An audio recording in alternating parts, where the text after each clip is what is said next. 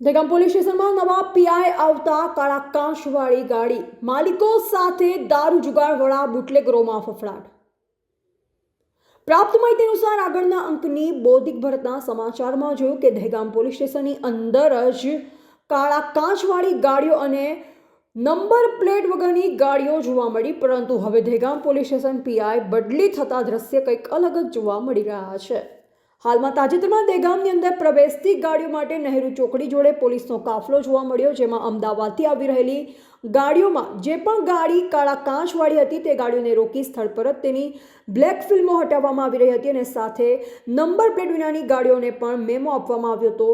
સાથોસાથ દહેગામની આજુબાજુ જ્યાં પણ દારૂ જુગારના અડ્ડાઓ ચાલી રહ્યા છે તેના ઉપર પણ દહેગામ પોલીસ દ્વારા કાર્યવાહી કરવામાં આવી રહી છે, જે કારણે બુટલેગરોમાં ફફડાટ જોવા મળી રહ્યો છે। રિપોર્ટર દિનેશ ચંદ્ર શાહ, દહેગામ।